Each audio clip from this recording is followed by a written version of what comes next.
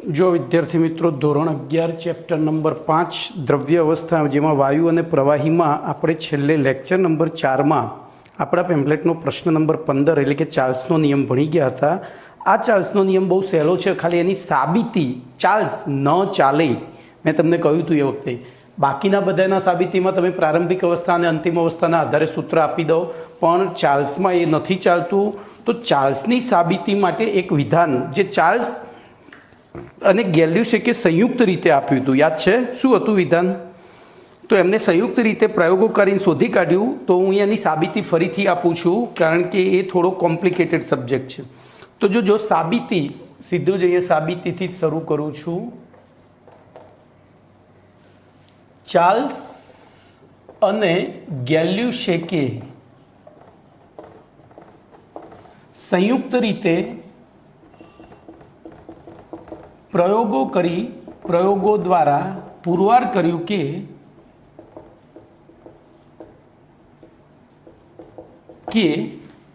બોલો શું પુરવાર કર્યું હતું? તો અચળ દબાણે નિશ્ચિત જથ્થાના વાયુના અચળ દબાણે નિશ્ચિત જથ્થાના વાયુના તાપમાનમાં 1°C अथवा 1 केल्विन जो बे एक सरखुं ज थाय, मैं गई वखते तमने शीखवाड़ी दीधुं, नो वधारो करवामां आवे फेरफार करवामां आवे। वधारो करता आपणे अहींया फेरफार शब्द लईशुं। नो फेरफार करवामां आवे तो ते वायुना कदमां तेना मूळ कद एटले तो T बराबर 0°C तापमाने कद, जेने आपणे V0 कहीशुं, बरोबर। मूळ कद V0 ना 1/273 भाग जेटलो फेरफार थाय छे। फेरफार एटले जो आपणे अहींया तापमानमां वधारो करीए तो मूळ कदमां 1/273 भाग जेटलो वधारो थाय अने घटाडो करीए तो 1/273 भाग जेटलो घटाडो थाय छे। बोलो कम्प्लीट? एटले मैं फेरफार लख्युं त्यां तमे वधारो के घटाडो लखी शको। कम्प्लीट? चलो हवे आपणे धारी लईए, धारो के नियत दबाणे अचल जथ्थो धरावता एक वायुનું T बराबर 0°C तापमाने कद बराबर V0 છે, बराबर। कद बराबर V0 છે। હવે આ વાયુનું તાપમાન 1°C વધારવામાં આવે ત્યારે તેનું કદ बोलो V1 बराबर शू थशे? आपणे 1°C वधार्युं एटले V1 लख्युं। V1 बराबर तो जेटलो वधारो के घटाडो तो V0 तो खरुं वत्ता V0 छेदमां 273। ए रीते जो तेज प्रमाणे आ वायुनुं तापमान T°C वधारवामां आवे त्यारे तेनुं कद तो VT बराबर V0 प्लस V0 छेदमां 273 गुण्या T। केम भाई T गुणाकार में आयो? तो अहींया गुण्या 1 हतो पण एक गुणाकार माटे तटस्थ संख्या है V1 VT। बोलो आ थई गयुं। हवे आपणे आने लसा सादुं रूप आपीए तो बोलो VT बराबर शुं थशे? तो 273 V0 plus V0 into T थाय। चलो आमांथी V0 ने कॉमन काढीए तो V0 आ VT छे, बराबर। V0 कौंसमां 273 प्लस T थाय, खबर पड़ी? 273 प्लस T थाय। आ नवुं तापमान छे, अरे नवुं कद छे, बरोबर। परंतु आपने खबर है कि 273 में T°C उमेरवामां आवे तो शुं थाय? तेथी VT बराबर V0 इंटू T केल्विन। टीके लखी दो। टीके केम टीके लख्યું भाई? તો કે સોરી ટીટી લખું, ટી નહીં ટીટી, એટલે કે T°C તાપમાનને અનુરૂપ શું થયું? કમ્પ્લીટ. બોલો આવું આપણને સૂત્ર મળ્યું છે. કમ્પ્લીટ. અહીંયા VT 1°C વધારો કરવામાં આવે તો VT બરાબર છે.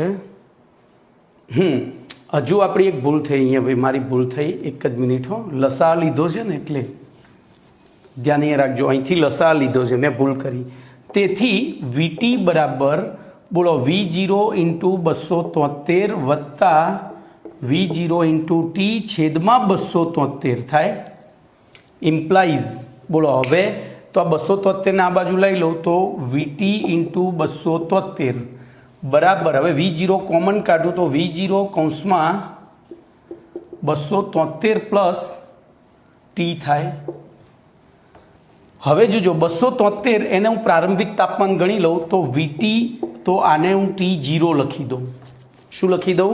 T0, એટલે કે 0°C ને અનુરૂપ T0, 0°C અનુરૂપ કેલ્વિનમાં તાપમાન, તો 273 કેલ્વિન એટલે 0°C થયું. બોલો આ V0. હવે આ બેનો સરવાળો બોલો T લખાય, એટલે કે T°C ને અનુરૂપ કેલ્વિનમાં તાપમાન. તો આના ઉપરથી બોલો તેથી V0/T0 બરાબર VT/TT ઇમ્પ્લાઇઝ. હવે આમાં હું સંજ્ઞાઓનો ફેરફાર કરું તો V1/T1 બરાબર V2/T2. તો આ થઈ ગઈ તમારી સાબિતી. બોલો કમ્પ્લીટ. હવે આના ઉપરથી પાછું જો અહીં એક સંબંધ તારો હોય તો તેથી બોલો V/T બરાબર K લખાય આના ઉપરથી, કારણ કે બે જુદી જુદી પરિસ્થિતિમાં કદ અને તાપમાનનો ગુણોત્તર સરખો આવતો હોય, એનો મતલબ કે કોઈપણ પરિસ્થિતિમાં V અને Tનો ગુણોત્તર અચળ હોય તો પછી આના ઉપરથી નિયમનું વિધાન આવે V બરાબર KT અને તેથી V ચલે છે T. તો બોલો નિયત દબાણે નિશ્ચિત જથ્થાના વાયુનું કદ તેના તાપમાનના સમપ્રમાણમાં હોય છે. કમ્પ્લીટ. તો આ રિવિઝન કરવાનું હતું એ મેં કરાવી દીધું. હવે આગળનો પ્રશ્ન લઈએ.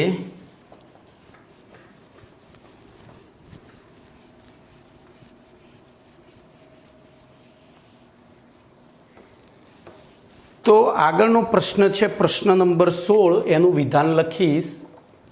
તો આલેખ દ્વારા ચાર્લ્સના નિયમની સમજૂતી આપો. આલેખ દ્વારા ચાર્લ્સના નિયમની સમજૂતી આપો. બોલો શું કરશો આમાં? તો સૌથી પહેલું ધ્યાન રાખજો, ચાર્લ્સના નિયમ મુજબ આપણે છે ને ચોપડી પ્રમાણે લખવું જરૂરી નથી, પણ એવું લખીએ કે જે સામેવાળાને બહુ મજા આવે, એમ લાગે કે કોઈ બુદ્ધિશાળી વ્યક્તિએ લખ્યું છે. તો ચાર્લ્સના નિયમ મુજબ બોલો નિયત દબાણે નિશ્ચિત જથ્થાના વાયુ માટે V ચલે છે T હોય છે, એટલે કે V બરાબર KT થાય છે. કમ્પ્લીટ. અને તેથી V બરાબર KT પ્લસ 0 મૂકતા આ સૂત્ર Y બરાબર mx પ્લસ C પ્રકારનું સુરેખાનું સૂત્ર છે. સુરેખાનું સૂત્ર બને છે. આથી અહીં y વિરુદ્ધ x, જોજો y વિરુદ્ધ x, તો અહીંયા y ને સમતુલ્ય શું છે? તો v વિરુદ્ધ x ને સમતુલ્ય. હવે અહીંયા KTમાં k m અચળ છે તો k અચળ છે. T નો આલેખ દોરતા તે બોલો C નું મૂલ્ય કેવું છે? 0. તો C બરાબર 0 હોવાથી ઉગમ બિંદુ માંથી પસાર થતી બોલો પ્રથમ ચરણમાં, આપણે હંમેશા આલેખ પ્રથમ ચરણમાં જ લખીએ છીએ, પ્રથમ ચરણમાં ચડતી, કેમ ચડતી? પસાર થતી. અને પછી અહીંયા લખીશું m બરાબર ધન હોવાથી, એમ બરાબર ધન હોવાથી જો હું એકદમ તમને આલેખશાસ્ત્રમાં લઈ જાઉં છું તો પ્રથમ ચરણમાં ચડતી સુરેખા મળે છે, બરોબર। તો આપણે હવે અહીંયા આલેખ દોરીશું, આપણે અહીંયા હવે આલેખ દોરીશું। ચલો, તો આલેખ માટે બોલો વાય વિરુદ્ધ એક્સ, વાયને સમતુલ્ય શું છે તો વી એટલે કે કદ, એક્સને સમતુલ્ય ટી એટલે કે તાપમાન। બોલો આલેખ કેવો મળશે તો શૂન્યથી શરૂ થતો આ રીતે, આ પહેલો આલેખ મળ્યો। હવે અહીંયા અચળ શું છે તો એન દરેક પ્રયોગમાં અચળ હોય એટલે બોલો અહીંયા પી અચળ છે, કમ્પ્લીટ। તો પહેલો આલેખ મળી ગયો। પણ જો આ જ વસ્તુ જુદા જુદા દબાણે કરવામાં આવે, જથ્થો અચળ લઈ જુદા જુદા દબાણે પ્રયોગો કરવામાં આવે તો આ રીતે આપણને જુદા જુદા આલેખ મળશે। કેમ જુદા જુદા મળશે ભાઈ, કોઈ કહેશે? તો એનું કારણ છે કે ધ્યાન એ રાખજો ફરીથી, વી ના એ, વી ટી ચા, પી ટી ગા, પી ઉપર બોલ, બરોબર। એ પ્રમાણે આપણે અહીંયા પકડવાનું વાયક્ષ। બોલો વાયક્ષ તો વાયનું મૂલ્ય શેની ઉપર આધાર રાખે છે? અરે સોરી, વીનું મૂલ્ય, વાયક્ષ ઉપર વી છે, વીનું મૂલ્ય ટી અને એન ઉપર। તો એના સિવાય બોલો વીનું મૂલ્ય બીજું અહીંયા એક આધાર રાખે છે। હવે જો અહીંયા એન આપણે અચળ કરી દીધો છે, ટી વેરિયેબલ છે એટલે ટીના સંદર્ભમાં તો આપણે વિચારાય નહીં। તો એના આ બે સિવાયની રાશિ વિશે તો બોયલના નિયમ પ્રમાણે બોલો વી વધે છે એમ પી શું થાય? ઘટે। તો આમ જોઈએ એમ વી વધે છે તો પી શું થવો જોઈએ? ઘટવો જોઈએ। તો આપણો P1 અહીંયા, સોરી મારી ભૂલ થઈ, P1 અહીંયા, P2 અહીંયા, P3, એક મિનિટ મેં ભૂલ જ કરી, ફરીથી સમજો। જો આ ભૂલ મારાથી થાય છે તો તમારાથી થશે, સ્વાભાવિક છે। પણ એકદમ કુલ માઇન્ડેડ MCQ સોલ્વ કરવામાં સહેજ પણ ઉતાવળ નહીં કરવાની। 45 MCQ ક્યારેય સોલ્વ નહીં કરવાના, 40 કરો પણ 40 પૂરેપૂરા। તમે 45 કરવામાં 10 ખોટા કરશો એટલે સીધા માઇનસમાં જશો, એના કરતાં 5નો સમય બચાવો, 40 પૂરેપૂરા કરો, બરોબર। તો એવી પરિસ્થિતિમાં બોલો અહીંયા આ સંબંધ ઉપરથી જઈએ તો વી વધે, આમ વી વધે છે ઉપર જઈએ એમ તો પી શું થાય? ઘટે। પી ઘટે તો સૌથી ઉપર P1 ઓછો, એનથી વધુ, એનથી વધુ ને એનથી વધુ। તો આવું બધું જ જ્યારે MCQ સોલ્વ કરતા હોય ત્યારે સાઈડમાં આવું રફકામ કરવાનું છે। MCQ એ સ્વયંવર નથી કે આપણને ગમતી રાજકુમારીના ગળામાં હાર પહેરાવી દઈએ। હા, એવું કરશો ને તો ઘરે આવીને ખબર પડશે કે રાજકુમારી બોબડી છે, અબ્બા ડબ્બા જબ્બા, અબ્બા ડબ્બા જબ્બા કરશે। હા, એવું નહીં કરવાનું આપણે, કમ્પ્લીટ। તો આ થયો તમારો ચાર્લ્સના નિયમ મુજબ, એટલે એની આલેખ દ્વારા સમજૂતી। હવે જોજો આ છે ને મેં તમને આખું ઊંધું સમજાવ્યું છે, તમારે આવું નથી લખવાનું। તમારે શું લખવાનું છે બોલો? તમારે શું લખવાનું છે? તો આપણે આલેખ દ્વારા ચાર્લ્સના નિયમની સમજૂતી આપવાની છે। તો આપણને આના દ્વારા ખબર પડી કે ચાર્લ્સના નિયમના આલેખો દોરીશું તો કેવા મળશે।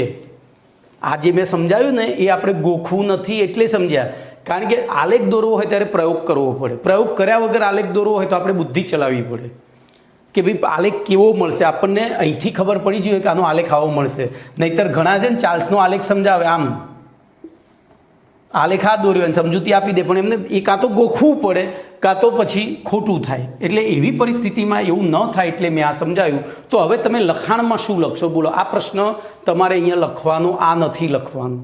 આ તો આપણને ખબર પડી કે ચાર્લ્સના નિયમની આલેખ દ્વારા સમજૂતી આપવી હોય તો કયા આલેખો દોરવા પડે।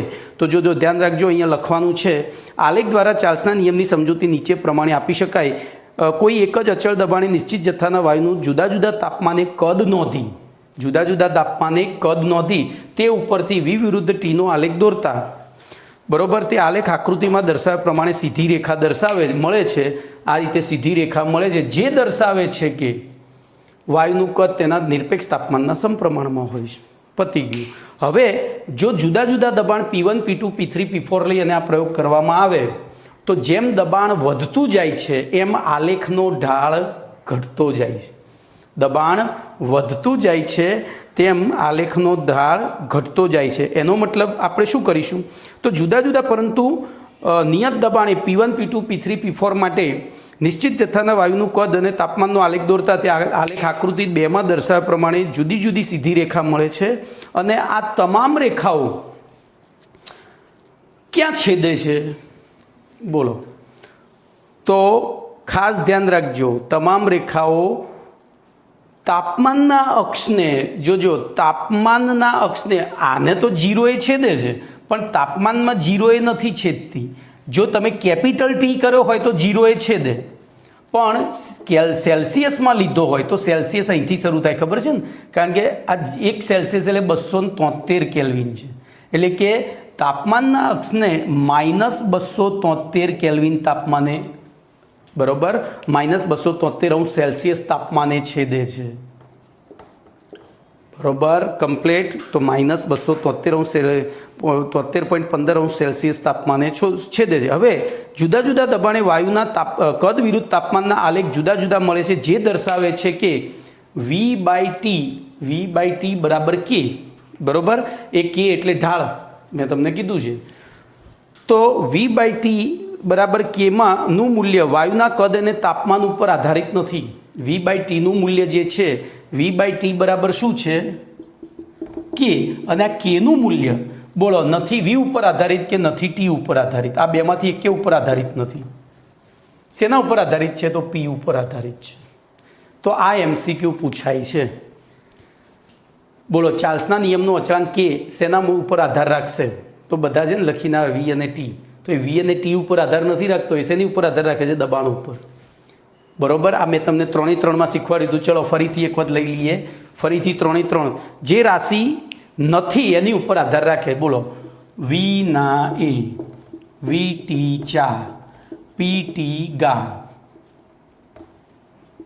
અને P ઉપર V બોલ. બોલો, આની આપણે વાત કરીએ તો આનો કેસ એની ઉપર આધાર રાખતો હશે.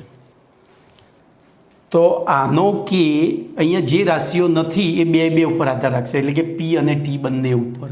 P અને T બંને ઉપર. બરોબર, બોલો, આનો કેસ એની ઉપર આધાર રાખતો હશે. આનો કે એટલે આગળ આવશે વાયુ અચળાંક કહેવાય એને. બોલો, આનો તો V અને T, હવે N નહીં ગણવાનો, તો આનો P ઉપર. બોલો, આનો V ઉપર અને આનો પાછો T ઉપર. તો આ કેના મૂલ્યો શેની ઉપર આધાર રાખે છે એનો જવાબ અહીંથી MCQમાં મળે. ટૂંકમાં એમાં જે બે રાશિઓ છે એ સિવાયની રાશિ, એમાં ખાલી VNમાં K અને T બંને આવે, બાકી એકેમાં N ના આવે. જેમાં N નથી એમાં N ના આવે, N છે તો બે રાશિ આવે. ઓકે, તો અહીંયા તમારો 16મો પ્રશ્ન પણ પૂરો. હવે કેટલાક દાખલા છે એની વાત કરીએ.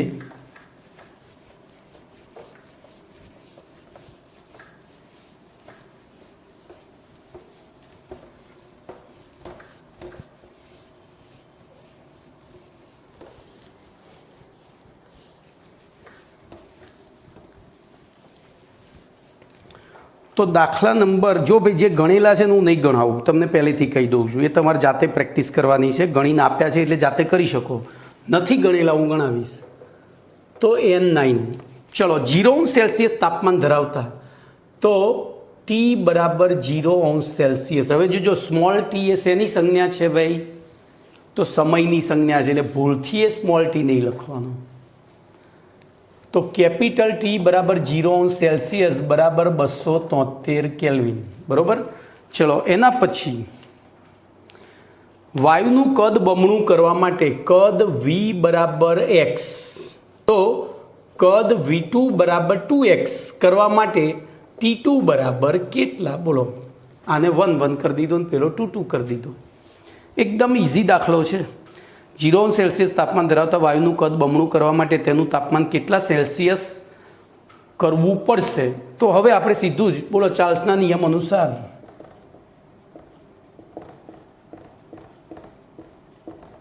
સૂત્ર લખીએ. બોલો, શું હતું? V1/T1 બરાબર V2/T2. તેથી સૂત્રનો કરતાં T2 ને કરીએ તો T2 બરાબર V2 ઇન્ટુ T1/V1. ચલો, V2 કેટલો છે? તો 2x ઇન્ટુ T1 છે 273 છેદમાં V1 છે x. તો x ઉડી ગયા, 273 દુ 27 દુ 54, 546. કેટલું કરવું પડશે ભાઈ? બરોબર. હવે 546 તો કેલ્વિન છે, આપણે તો સેલ્સિયસમાં જવાબ જોઈએ છે. તેથી T2 બરાબર 546 માઇનસ 273 બરાબર 273°C. ખબર પડી? બે જવાબ લખવાના, કેલ્વિનમાં લખવાનો અને પછી સેલ્સિયસમાં, કારણ કે આપણને વિગત સેલ્સિયસમાં આપી છે. ઓકે, ચલો એના પછી 10મો દાખલો લઈએ. બોલો, બજારમાં 37°C તાપમાને ઊભેલા તો T1 બરાબર 37°C. 37°C એટલે 310 કેલ્વિન થાય. ઊભેલા એક ફેરિયા પાસેથી ખરીદેલા ગેસના ફુગ્ગાને 27°C તાપમાન ધરાવતા, હવે ફુગ્ગાનું કદ બોલો V1 બરાબર હું x ધારી લઉં, આપણને ખબર નથી એટલે x ધારી લેવાનું. બરોબર. હવે આ ફુગ્ગાને 27°C તાપમાન ધરાવતા ઘરની અંદર લાવવામાં આવે તો T2 બરાબર 27°C એટલે કે 300 કેલ્વિન. ત્યારે ફુગ્ગાનું કદ બોલો V2 બરાબર, તો એમાં કેટલા ટકા ઘટાડો થશે? બરાબર, જોજો V2 શોધી અને પછી લખવું પડે ફુગ્ગાના કદમાં કેટલા ટકા ઘટાડો થશે. આવો દાખલો છે. બોલો, તો સૌથી પહેલાં હવે જોજો, હું બધું નહીં કરું કારણ કે આપણી પાસે આ સૂત્ર છે જ, આ બધું લખેલું છે. તો અહીંયા સૂત્રનો કરતાં કોને કરવાનો? V2. તમારે ભાઈ લખવાનું હો, તમારે આ લખવું પડે ને પછી V2 ને સૂત્રનો કરતાં કરવું પડે. તો બોલો V2 બરાબર શું થશે? તો V1 × T2 upon T1. બોલો V1 કેટલો છે? તો કે x, પછી T2 તો 300 અને પેલું 310. બોલો ભાગાકાર કરો તો 300 ભાગ્યા 310 એટલે 0.9697 થયો. બોલો, તો કેટલા ટકા ઘટાડો થયો? તો મૂળ કદ x બરાબર 100% કદ, તો બોલો 0.97x બરાબર કેટલા? તો 0.97 ગુણ્યા 100, 97x ભાગ્યા x, x ઉડી ગયા એટલે બોલો 97% કદ થયું. આ નવું કદ 97% થયું.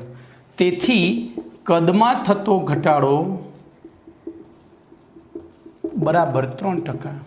કેટલા ટકા? કદમાં થતો ઘટાડો બરાબર 3% જેવો થશે.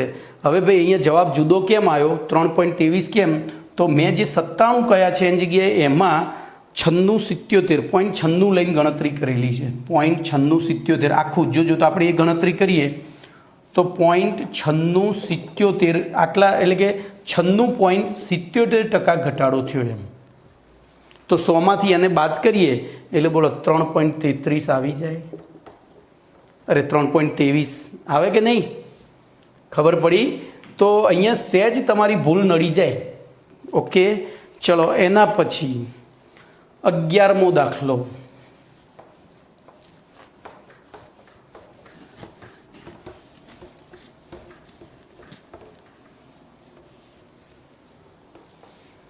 તો દાખલા નંબર 11,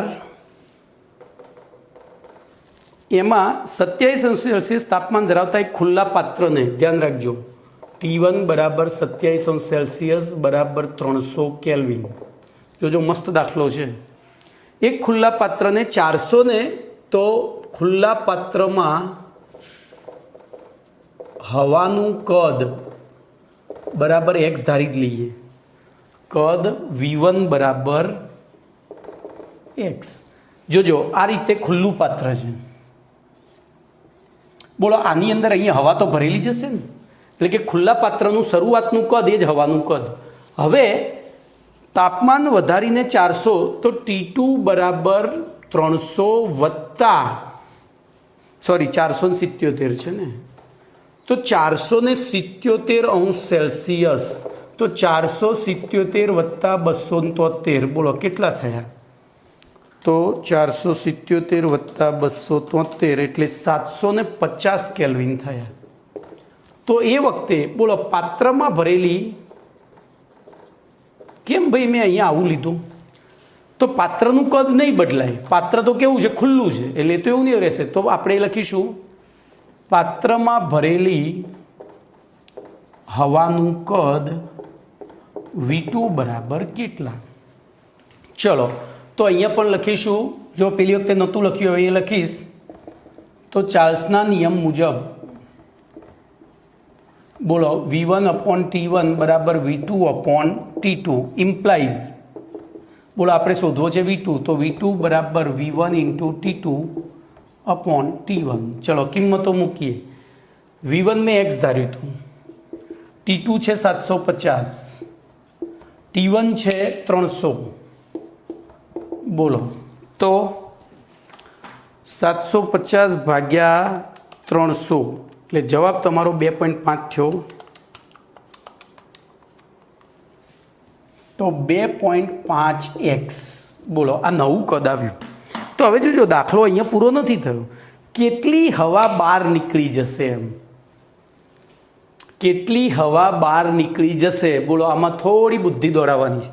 આમાં આ જે પાછળથી જે કદ થયું ને એ ગણવું પડે. તો ધ્યાન રાખજો, અહીં T1 તાપમાને પાત્રમાં ભરેલી હવાનું કદ બરાબર x છે અને T2 તાપમાને હવાનું કુલ કદ બરાબર 2.5x છે, જે દર્શાવે છે કે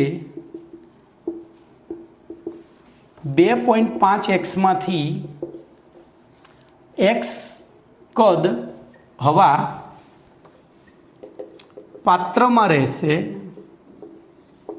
જ્યારે બોલો 1.5. હવે 2.5 માંથી જો અહીંયા ટોટલ કદ 2.5 થયું, એમાંથી 1x અહીંયા રહે તો બહાર કેટલી જતી રહે 1.5x. જ્યારે આપણે એવું લખીશું 2.5 - 1 બરાબર 1.5x. અહીંયા x કોમન કાઢી લીધો મેં, આખું લખવા દો ને પાછા તમે પાછળથી જુઓ ને તો તમને તકલીફ થાય. તો 2.5x - 1x બરાબર 1.5x. બરોબર. કદ હવા પાત્રમાંથી બહાર નીકળે છે.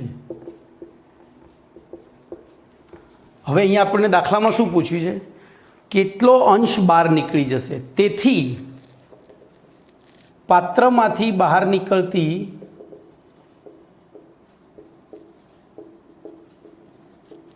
હવાનો અંશ બરાબર પાત્રની બહાર આવેલી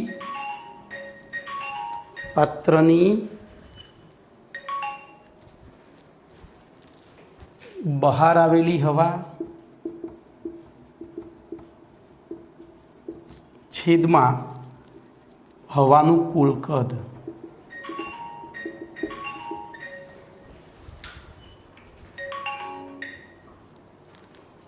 હવાનું કુલ કદ બરાબર. તો બોલો શું થશે, પાત્રની બહાર આવેલી હવા એટલે 1.5 છેદમાં 2.5. તો આપણે 15 ભાગ્યા 25 લઈએ તો આ 3 અને આ 5. તો બોલો કેટલો ભાગ બહાર નીકળી જશે, 3/5. 3/5 એટલે 0.6. કેટલો ભાગ બરાબર 0.6 ભાગ હવા બહાર નીકળી જશે. બોલો કમ્પ્લીટ 0.6 ભાગ હવા બહાર નીકળી જશે. તો આ થયો તમારો દાખલા નંબર 11. ચલો એના પછી પ્રશ્ન નંબર 17.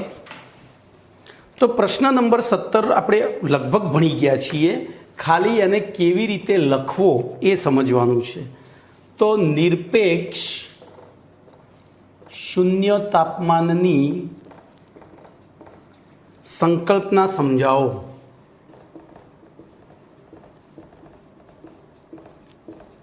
જોજો તો નિરપેક્ષ શૂન્ય તાપમાનની સંકલ્પના આપણે સમજીએ પહેલાં આપણે જે જાણીએ છીએ એનો તો ઉપયોગ કરીએ. બોલો હાલ છેલ્લે આપણે ચાર્લ્સનો નિયમ ભણી ગયા. બોલો ચાર્લ્સના નિયમ પ્રમાણે જોજો હું અહીંયા તાપમાન સેલ્સિયસમાં લઉં છું, અહીંયા કદ જે પણ હોય એકમ, પણ તાપમાન મેં સેલ્સિયસમાં લીધું છે. બોલો એવી પરિસ્થિતિમાં શું થશે? યાદ કરો તો આપણે જુદા જુદા તાપમાને કદ નોંધી અને આલેખ દોરીશું. તો એ આલેખ હાલ આગળ આવી ગયું ચાર્લ્સના નિયમમાં હાલ આગળ આવી ગયું. બોલો તાપમાનના અક્ષને કયા બિંદુએ છેદતા હતા? તો -273.15°C. જો તમે આ જ વસ્તુને કેલ્વિનમાં લો, મેં તમને શીખવાડ્યું હતું, તો પછી વાય અક્ષ અહીંયા થઈ જાય, તો વી અહીંથી ગણવો પડે. જો કેલ્વિનમાં લો તાપમાન તો વાય અક્ષ, અને એ વખતે આ 0 કેલ્વિન ગણાય છે. તો બસ આટલા ઉપર આખી સંકલ્પના છે.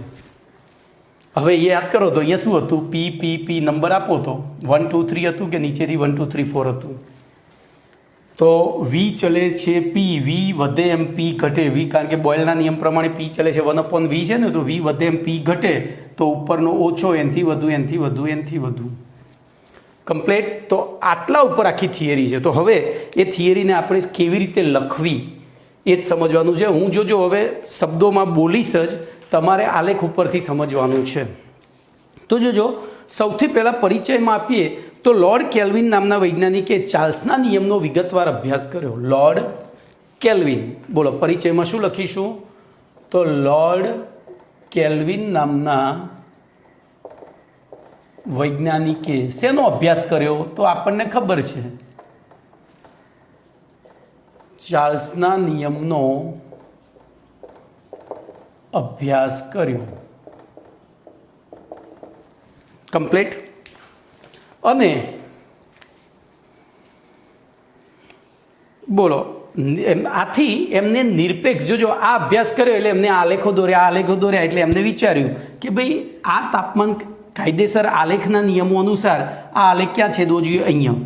અહીંયા છેદવો જોઈએ. કારણ કે જોજો ફરીથી સમજાવું, વી બરાબર KT + 0, વાય બરાબર mx + c, સીનું મૂલ્ય 0 હોય તો અહીંયા આપણે જો સેલ્સિયસમાં લઈએ તો 0 એ છેદવું જોઈએ. આ 0 સેલ્સિયસ છે, બરાબર, આ 0 કેલ્વિન, પણ એની જગ્યાએ અહીંયા છેદે છે. એટલે જોજો એમને શું વાર્તા કરી હતી હું તમને કહું. તો એમને માપક્રમનો વિચાર ઉદ્ભવ્યો. તેમણે દર્શાવ્યું કે નિશ્ચિત જથ્થાના વાયુ માટે જુદા જુદા પરંતુ અચળ દબાણે વાયુનું તાપમાન ઘટાડવાથી વાયુનું કદ ઘટે છે. એ તો વસ્તુ સાચી છે. આમ વાયુનું કદ તેના તાપમાનના સમપ્રમાણમાં હોય છે. હવે પ્રાયોગિક અવલોકન ઉપરથી વાયુ વિરુદ્ધ કદના એટલે કદ વિરુદ્ધ તાપમાનના આલેખ દોરવામાં આવ્યા. તો એ આલેખ બાજુની આકૃતિમાં દર્શાવ્યા પ્રમાણે મળે છે. બાજુની આકૃતિમાં, હવે એમને આકૃતિમાં શું કર્યું છે? મેં તમને આલેખશાસ્ત્ર મુજબ આલેખ દોર્યો, એમને અહીંયા નથી દોર્યો. આ અક્ષ અહીંયા દોર્યો છે, એ આટલે રાખ્યો છે, બરાબર. એટલે કે અહીંયા ઉગમ બિંદુથી આલેખ નથી બતાવ્યો, ઉગમ બિંદુ અહીંયા છે. ઉગમ બિંદુ એટલે કે 2 ચરણમાં આલેખ મળે છે. કયા 2 ચરણમાં? પહેલા અને બીજા બંને ચરણમાં આલેખ મળે છે. ઓકે. તો એ આલેખને હવે જો પહેલાં શરૂઆતમાં આપણે જો માઇનસમાં તો ટેમ્પરેચર લઈ નથી જઈ શકવાના, એટલે આ આલેખો ક્યાં મળશે? આટલે સુધી મળશે. મિનિમમ આપણે નીચે મેક્સિમમ પ્લસમાં પણ 10 ડિગ્રીથી નીચે ના જઈ શકીએ તો 10 ડિગ્રી સુધી આલેખો મળશે, આવા સીધી રેખા. પણ એ દરેક આલેખને પછી ફૂટપટ્ટીની મદદથી આમ સીધા મળતા હતા તો આગળ લંબાવ્યા એમને. દરેક આલેખને ફૂટપટ્ટીની મદદથી આગળ લંબાવ્યા તો બધા જ આલેખ, બોલો, તાપમાનના અક્ષને એટલે કે એક્સ અક્ષને -273.16°C તાપમાને છેદે છે. હવે જોજો આ આલેખ એના ઉપરથી એમને સમજૂતી આપી. આ બાબત દર્શાવે છે કે સૈદ્ધાંતિક રીતે -273.16, અહીંયા 16 આવે છે ભાઈ, 15 16 ચાલે, બહુ નોમિનલ વસ્તુ છે. તાપમાને વાયુનું કદ 0 થવું જોઈએ. બોલો અહીંયા કદ તો વાયક્ષ ઉપર મૂલ્ય કેટલું થઈ ગયું? 0 થવું જોઈએ. અને તેનાથી નીચા તાપમાને, હવે બોલો એનથી નીચા તાપમાને જઈએ તો આલેખો આમ જવા જોઈએ. તો કદ કેવું થવું જોઈએ? ઋણ. પણ ધ્યાન રાખજો, કદ અને અંતર આ બે એવી રાશિ છે જે ક્યારે ઋણ ના હોઈ શકે, બરોબર. કોઈ પણ વસ્તુનું કદ, એનું દળ, અંતર આ બધી ઋણ, એના મૂલ્યો ઋણ ના હોય. જથ્થો, આના મૂલ્યો ઋણ ના હોય. તો કદ ઋણ હોઈ શકતું નથી. આથી બોલો ત્રીજા ચરણમાં એ આલેખનો કોઈ અર્થ નથી. એટલે કે આગળ નીચા તાપમાને વિચારવાની કોઈ અર્થ નથી. હવે આ ઉપરથી -273.16°C તાપમાન કે જ્યાં દરેક વાયુ બોલો નું કદ સૈદ્ધાંતિક રીતે 0 હોવાનું માનવામાં આવે છે, તે તાપમાનને લોર્ડ કેલ્વિને 0 કેલ્વિન તાપમાન, હવે જો એમને 0 પછી કેલ્વિન પોતાના નામ ઉપરથી આપી દીધો એકમ, તો આમ -273.15 તાપમાન કે જ્યાં સૈદ્ધાંતિક રીતે બધા જ વાયુઓનું કદ 0 હોવાનું માનવામાં આવે છે, તે તાપમાનને એમણે પોતાના નામ ઉપરથી 0 કેલ્વિન તાપમાન અથવા તો નિરપેક્ષ 0 તાપમાન નામ આપી દીધું. બોલો કમ્પ્લીટ. હવે જેને ઓકે નથી ભાઈ, 0K છે, આ ઓકે નથી, 0K સંજ્ઞા વડે દર્શાવવામાં આવે છે. હવે જો ખાસ ધ્યાન રાખજો અહીંયા, તો જ્યારે તમે સેલ્સિયસમાં તાપમાન દર્શાવો છો ત્યારે ડિગ્રી દર્શાવવી જરૂરી છે, કેલ્વિનમાં ડિગ્રી દર્શાવાય નહીં. બીજી વસ્તુ, સેલ્સિયસમાં ઋણ તાપમાન શક્ય છે, કેલ્વિનમાં ઋણ તાપમાન શક્ય નથી. આ ખાસ યાદ રાખજો. સેલ્સિયસમાં ઋણ તાપમાન શક્ય છે, કેલ્વિનમાં ઋણ તાપમાન શક્ય નથી. હવે એ બે વચ્ચેનો સંબંધ તો આપણે ઓલરેડી જાણીએ છીએ. બોલો, સંબંધમાં આપણે લખીશું -273.16 સેલ્સિયસ બરાબર 0 કેલ્વિન. તો હું આની અંદર બંને બાજુ એક ઉમેરું તો શું થાય? બોલો, બંને બાજુ એક ઉમેરું તો -272.16 સેલ્સિયસ બરાબર 1 કેલ્વિન. બરાબર. હવે બંને બાજુ ટી ઉમેરું, બોલો, બંને બાજુ ટી ઉમેરું. ચલો એક કામ કરીએ, બંને બાજુ 273 જ ઉમેરીએ, તો અહીંયા -273 + 273 સેલ્સિયસ બરાબર 0 + 273 કેલ્વિન, એટલે કે 0 સેલ્સિયસ બરાબર 273. ભાઈ મેં 0.16 કાઢી નાખ્યા છે સરળતા ખાતર.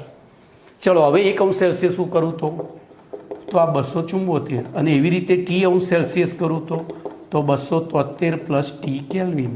બોલો કમ્પ્લીટ. તો આ બધું તમે ભણીને આવ્યા છો, ક્લિયર. તો હવે અહીંયા તો નિરપેક્ષ તાપમાનનો એટલે કે એસઆઈ એકમ શું સ્વીકાર્યો તો આપણે પહેલા પાઠમાં ભણીને આવ્યા છે. બોલો કેલ્વિન.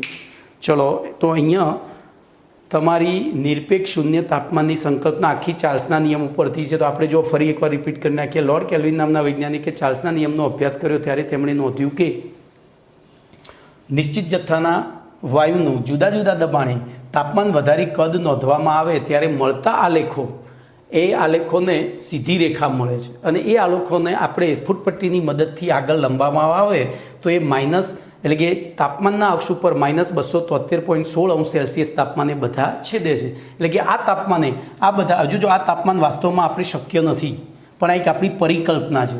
તો આ તાપમાને બધા જ વાયુઓનું કદ 0 હોવાનું માનવામાં આવે છે. તેથી આ તાપમાનને નિરપેક્ષ 0 તાપમાન કહે છે. બરાબર. આ રીતે લખવાનું છે. તમે એઝ પર ટેક્સ્ટબુક તમારે લખવું પડશે. હું બોલું છે તમને સાંભળવામાં સારું લાગશે, યાદ રાખવામાં સારું લાગશે, ઇઝીલી સમજી જશો. પણ આપણી ગુજરાત ગવર્મેન્ટની એક એવી ખાસિયત છે કે જવાબ તો હંમેશા કોપી જ મારો, ગોખો તો જ માર્ક્સ આપે છે. બરાબર. તમારી આવડતના પૈસા નથી, તમારી ગોખવાની ક્ષમતાના માર્ક્સ મળે છે. એટલે હું એવું ઇન્સિસ્ટ કરીશ કે તમારે ચોપડીથી તો દૂર ભાગવાનું જ નથી. સમજવા માટે આપણે ગમે તે કરીએ, પણ છેલ્લે તો ચોપલી. ચલો એના પછીનો પ્રશ્ન લઈ લઈએ. પ્રશ્ન નંબર 18. જોજો મસ્ત પ્રશ્ન છે, મેં ઓલરેડી શીખવાડેલો છે. એવોગેડ્રો અધિતર્ક વિગતવાર સમજાવો. એવોગેડ્રો અધિતર્ક વિગતવાર સમજાવો. તો એમાં ખાલી પરિચય યાદ રાખો. બાકી પહેલા પાઠમાં મેં તમને ઓલરેડી બધું શીખવાડી દીધું હતું. પહેલા પાઠની અંદર ઓલરેડી બધું જ શીખવાડી દીધું હતું. બોલો પરિચયમાં શું લખીશું? તો ઈસવીસન 1811માં એવોગેડ્રો નામના વૈજ્ઞાનિકે બોલો શું કર્યું હોવું જોઈએ? તો એવોગેડ્રો નિયમ આપણી પાસે છે, વી ચલે છે એમ. બોલો શું કર્યું હશે એમને? તો જોજો, વી અને એન વચ્ચેનો સંબંધ છે એટલે તાપમાન અચળ, જથ્થો અચળ. બરોબર. તો અહીંયા થોડું જુદી રીતે લખવાનું છે. તો એવોગેડ્રો અધિતર્ક રજૂ કર્યો હતો. વૈજ્ઞાનિકે નિયત તાપમાને નિશ્ચિત જથ્થાના વાયુના કદ અને નિશ્ચિત જથ્થો નહીં આવે અહીંયા, તાપમાન, નિયત તાપમાને અને દબાણે, નિયત તાપમાને અને દબાણે વાયુના જથ્થા અને કદ વચ્ચેનો સંબંધ દર્શાવતો એક અધિત નિયમ દર્શાવ્યો. જોજો હું અહીંયા નિયમ કહીશ, નિયમ દર્શાવ્યો. આ નિયમને જુદી જુદી 12 રીતે રજૂ કરવામાં આવે છે. 12 રીતે રજૂ કરવામાં આવે છે.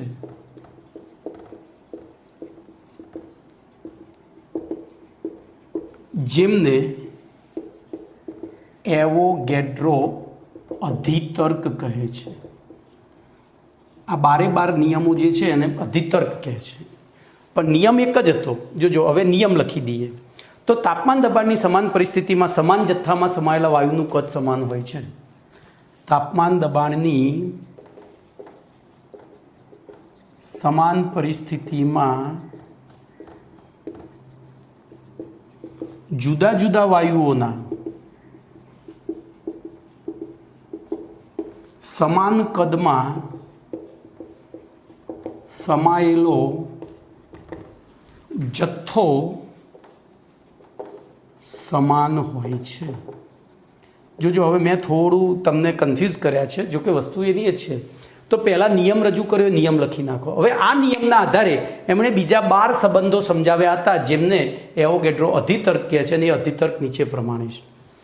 પહેલું પરિચયમાં એવું લખ્યું છે, ઈસવીસન 1811માં એવોગેડ્રો નામના વૈજ્ઞાનિકે નિયત તાપમાને દબાણે વાયુના જથ્થા અને કદ વચ્ચે સંબંધ દર્શાવતો એક નિયમ આપ્યો, જેને એવોગેડ્રો નિયમ કહે છે. તો એ નિયમ લખી નાખ્યો અને પછી આ મુદ્દો લખવાનો. આ નિયમને જુદી જુદી 12 રીતે રજૂ કરવામાં આવે છે, જેને એવોગેડ્રો અધિતર્ક કહે છે. કમ્પ્લેટ. અને જોજો આ અધિતર્ક ઉપરથી આપણને ઘણી બધી વ્યાખ્યાઓ મળે છે. એ બધું વચ્ચે વાર્તા કરવાની છે, તો આપણે સીધા જ ફોકસ કરીશું અધિતર્ક ઉપર. તો આ બધું ભૂસી નાખું છું અને અધિતર્ક ઉપર ફોકસ કરીએ. તો મેં તમને ઓલરેડી પહેલા પાઠમાં શીખવાડી દીધેલો છે, એટલે વાર નહીં લાગે. બોલો, કોષ્ટક બનાવવાનું હતું. અહીંયા 1 મોલ ચોકડી યાદ આવે છે?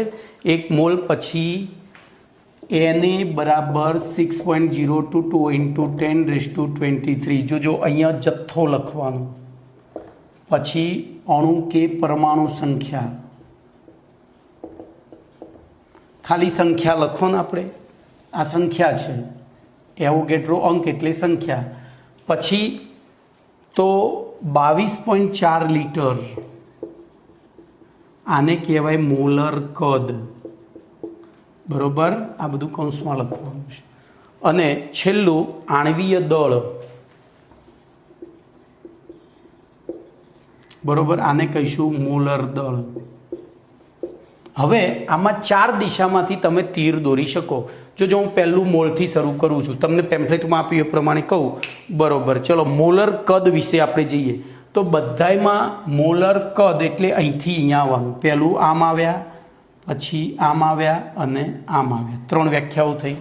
બોલો, પહેલી વ્યાખ્યા તો આપણે મોલર કદની વ્યાખ્યાઓ 3 રીતે આપી દઈએ. તો જોજો ખાસ વસ્તુ, જ્યાં એરો અહીંથી આવતો હોય, અહીંયા આવતો હોય કે અહીંથી શરૂ થતો હોય, એટલે શરૂઆત એસટીપીએ કરવાની. તો બધામાં શરૂઆત એસટીપીથી થશે. તો એસટીપીએ કોઈપણ વાયુના 1 મોલ જથ્થાનું કદ 22.4 લિટર હોય છે, જેને મોલર કદ કહે છે. બોલો, પહેલું શું લખીશું?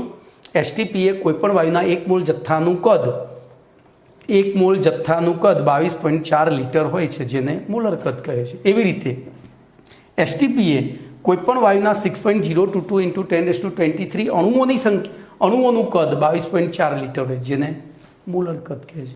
એવી રીતે એસટીપીએ કોઈપણ વાયુના આણ્વીય દળ જેટલા જથ્થાનું કદ 22.4 લિટર હોય છે. આણ્વીય દળ જેટલા જથ્થાનું કદ 22.4 લિટર હોય, જેને મોલર કદ. બોલો, મોલર કદની 3 વ્યાખ્યાઓ થઈ ગઈ. એમાં 3માં શરૂઆત ક્યાંથી થશે? એસટીપીથી. ચલો, બીજું આણ્વીય દળની વ્યાખ્યા છે. તો હવે આણ્વીય દળ તરફ એરો દોરીએ. 1, 2 અને 3. બોલો પહેલું તો જે પહેલો દોર્યો તો એ તો અહીંથી શરૂ થતો હોય ને ત્યારે એસટીપી લખવાનું. તો એસટીપી એ કોઈપણ વાયુના 22.4 લિટર કદમાં સમાયેલા અણુઓના દળને તે વાયુનું આણ્વીય દળ કહે છે. એસટીપી એ કોઈપણ વાયુના 22.4 લિટર કદના દળને એનું આણ્વીય દળ જેટલું અથવા એ દળ આણ્વીય દળ જેટલું હોય છે. ચલો બીજો એરો અહીંથી આવ્યો તો કોઈ પણ પદાર્થના આવે જો અહીંયા વાયુ આવે, જ્યારે અહીંયા હોય ને ત્યારે વાયુ આવે, બાકી બધે તમે પછી પદાર્થ લખી શકો. તો કોઈપણ પદાર્થના 1 મોલ જથ્થાના દળને તેનું આણ્વીય દળ કહે છે. એવી રીતે કોઈપણ પદાર્થના 6.022 × 1023 અણુઓના કદ દળને તેનું આણ્વીય દળ કહે છે. તો બીજામાં આપણે આણ્વીય દળ શીખી ગયા. ચલો ત્રીજામાં તો પેમ્ફલેટ પ્રમાણે મોલ એટલે કે જથ્થાની વ્યાખ્યા આપવાની છે. તો ખાસ ધ્યાન રાખજો, અહીંયા એરો આવતો હોય કે અહીંથી એરો શરૂ થતો હોય ત્યારે જ એસટીપી અને વાયુ વાપરવાનું છે, બાકી તમે પદાર્થ વાપરશો તો ચાલશે. તો ચલો જથ્થા ઉપર તો અહીંથી જઈએ 1, પછી અહીંથી ગયા 2 અને અહીંથી આવ્યા 3. બોલો પહેલું ચાલુ કરીએ તો એસટીપીએ કોઈપણ વાયુના 22.4 લિટર કદમાં સમાયેલા જથ્થાને 1 મોલ જથ્થો કહે છે. અહીંથી હોય તો જ વાયુ. અહીંયા બે વસ્તુ યાદ રાખજો, એસટીપી અને વાયુ. જ્યારે એરો અહીંયા આવતો હોય કે અહીંથી જતો હોય તો ફરીથી બોલો આ વ્યાખ્યા શું થશે? તો એસટીપી એ કોઈપણ વાયુના 22.4 લિટર કદમાં સમાયેલા જથ્થાને 1 મોલ જથ્થો કહે છે. ચલો એ પતી ગયું. હવે આમથી આવ્યા તો કોઈપણ પદાર્થના 6.0 અહીંયા પદાર્થ આવે, અહીંયા જ વાયુ આવે તો કોઈપણ પદાર્થના 6.022 × 1023 અણુઓના જથ્થાને 1 મોલ જથ્થો કહે છે. એવી રીતે એસટીપીએસ કોઈપણ પદાર્થના આણ્વીય દળ જેટલા દળમાં સમાયેલા જથ્થાને તેનો 1 મોલ જથ્થો કહે છે. આણ્વીય દળ જેટલા દળમાં સમાયેલા જથ્થાને બોલો ચોથું તો હવે એક જ રહ્યું એવોગેડ્રો અંક. તો એવોગેડ્રો અંકમાં બોલો પહેલી વ્યાખ્યા અહીંથી શરૂ કરીએ 1, પછી 2 અને 3. બોલો પહેલી અહીંથી ગઈ તો કોઈપણ પદાર્થના 1 મોલ જથ્થામાં સમાયેલા અણુઓ કે અણુઓની સંખ્યા 6.022 × 1023 હોય છે. પછી બીજું તો એસટીપી એ કોઈપણ વાયુના 22.4 લિટર કદમાં સમાયેલા અણુઓની સંખ્યા 6.022 × 1023 હોય છે. અને કોઈપણ પદાર્થના આણ્વીય દળ જેટલા જથ્થામાં સમાયેલા અણુઓની સંખ્યા 6.022 × 1023 હોય છે. આ અંકને એવોગેડ્રો અંક કહે છે. પતી ગયો. તો આ તમારો 18મો પ્રશ્ન એવોગેડ્રો અંક. બોલો આમાંથી વધારે નહીં તો 1-2 MCQ તો નીકળી જ જાય છે અને દાખલા ગણવામાં તો કામમાં આવે જ છે. ચલો તો હવે એના પછી 1-2 દાખલા ગણી નાખીએ એટલે આપણી વાર્તા આજનું લેક્ચર પૂરું થાય. બરાબર. તો જોઈએ દાખલા નંબર 12 N12.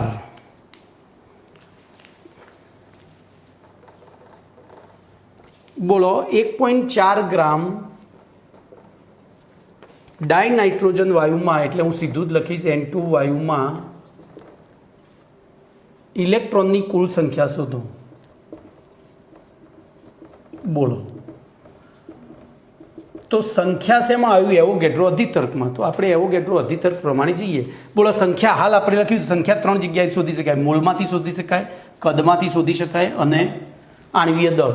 તો બોલો 1.4 ગ્રામ એટલે આપણે મોલમાં ફેરવીએ, તેથી N2ના મોલ બરાબર બોલો દળ ભાગ્યા આણ્વીય દળ. તો 1.4 ભાગ્યા હવે N2 તો 7 દુ 14 દુ 28. બોલો 1.4 ભાગ્યા 28 કરીએ એટલે 0.05 જેવું થશે. 0.05 આટલા મોલ થયા. તો હવે જોજો N2ના એક અણુમાં ઇલેક્ટ્રોનની સંખ્યા બરાબર. હવે નાઇટ્રોજનમાં 7 ઇલેક્ટ્રોન હોય તો 7 દુ 14 થાય.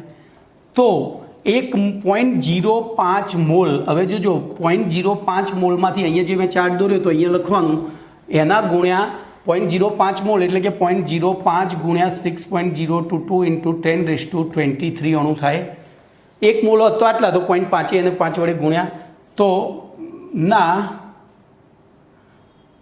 અણુ N2માં ઇલેક્ટ્રોનની સંખ્યા બરાબર બોલો 0.05 અહીંયા લખું છું 0.05 ગુણ્યા 6.022 ઇન્ટુ 10⁻23 ગુણ્યા 14 ભાગ્યા 1 જ, આ તો 1 જ હતો ને, તો તમારો જવાબ તો 0.05 ગુણ્યા 6.022 ગુણ્યા 14 બરાબર 4.2154 ગુણ્યા 10⁻23 ઇલેક્ટ્રોન થાય. કેટલા?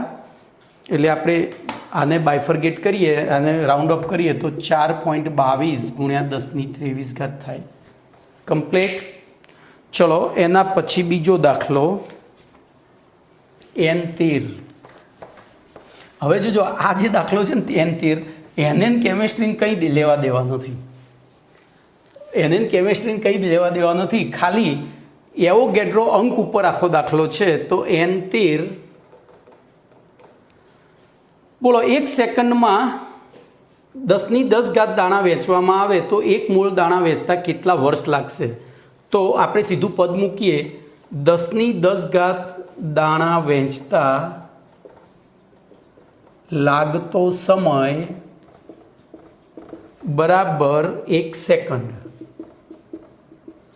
તો 1 મોલ એટલે 6.022 ઇન્ટુ 10⁻23 દાણા વેચતા લાગતો સમય બરાબર 6.022 ઇન્ટુ 10⁻23 ગુણ્યા 1 ભાગ્યા 10⁻10 બરાબર, બોલો અહીંથી ઉપર ગયા એટલે બાદ થયા તો 6.022 ઇન્ટુ 10⁻23માંથી 10 ગયા એટલે 13 સેકન્ડ થાય.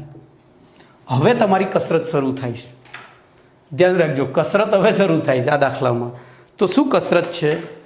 તો ધ્યાન રાખજો, 60 સેકન્ડ બરાબર 1 કલાક, 24 કલાક બરાબર 1 દિવસ અને 365 દિવસ બરાબર 1 વર્ષ. તો જોજો, 1 વર્ષ બરાબર તમે શું લખી શકો? 365 દિવસ. તો 365 દિવસની જગ્યાએ તમારે શું કરવું પડે? 365 ગુણ્યા 24 કલાક કરવા પડે. 1 કલાકને પાછા સેકન્ડમાં ફેરવાય તો પાછા 60. 365ના કલાક ને કલાકની સેકન્ડ, બોલો કેટલા થયા? તો આમના આમ રાખીને આપણે પદ મૂકીએ તો ધ્યાન રાખજો, આટલી સેકન્ડ, તો તેથી બોલો લાગતો સમય વર્ષમાં બરાબર, તો આટલી સેકન્ડ બરાબર 1 વર્ષ. તો 6.022 ઇન્ટુ 10⁻13 સેકન્ડ બરાબર, તો 6.022 ઇન્ટુ 10⁻13 ગુણ્યા 1 ભાગ્યા 365 ગુણ્યા 24 ગુણ્યા 60. તો જોજો અહીંયા તમારો જવાબ બહુ જ વિચિત્ર આવશે. તો આપણે શું કરીશું ખબર છે? અહીંયા 3 ઘાત અહીંયા લઈ લઈએ પહેલી, અથવા તો 5 ઘાત લઈ લઈએ. એટલે જોજો અહીંયા આ રીતે કરાય, 6 0 2 2, આ 3 લીધી એટલે 10થી હું બીજી 2 લઈ લઉં છું, એટલે બોલો 10⁸ થઈ. છેદમાં હવે આ બધાનો ગુણાકાર, તો એને સીધો ભાગાકાર જ કરીએ. તો 602 200 ભાગ્યા 365 ભાગ્યા 24 ભાગ્યા 60, બોલો 1.146, 1.146 ગુણ્યા 10⁸ વર્ષ લાગે. કેટલા? 1 મિનિટ, અહીંયા કેમ ભાઈ જુદું આવ્યું? 1.90 ગુણ્યા 10⁶ વર્ષ કેમ આવી? કેમ ભૂલ થઈ આપણી? ક્યાં ભૂલ થઈ? બોલો, ભૂલ પકડાઈ? તો ભૂલ અહીંયા છે. 60 સેકન્ડ બરાબર 1 સ્ટેપ આપણે ઓછું મૂક્યું છે ઉતાવળમાં, તો અહીંયા 1 સ્ટેપ વધે. 60 સેકન્ડ બરાબર 1 મિનિટ, પછી 60 મિનિટ બરાબર 1 કલાક. એટલે આપણે અહીંયા ગુણાકારમાં હજુ 60 વધારવા પડશે. અને 60 વધારવા માટે શું કરીશું? હજુ આપણે 1 સ્ટેપ અહીંયા, કારણ કે હજુ ગુણાકાર, તો અહીંયા 2 મીંડા વધારી ગુણ્યા 10⁶ કરી દઈશું. તો ભાગાકાર કરીએ, બોલો 602 200 અને 0 ભાગ્યા 365 ભાગ્યા 24 ભાગ્યા 60 ભાગ્યા 60, તો 1.91, 909 આવે છે એટલે હું 91 લખી શકું. તો 1.91 અથવા તો 1.90 રાખો, એઝ પર ટેક્સ્ટ બુક તો જોઈએ તો આ જવાબ આવ્યો 1.909 ગુણ્યા 10⁶ વર્ષ, એટલે કે 1.91 ગુણ્યા 10⁶ વર્ષ આન્સર કમ્પ્લીટ. તો અહીંયા સુધી રાખીએ છીએ. બીજું નેક્સ્ટ ટાઈમ. ઓકે.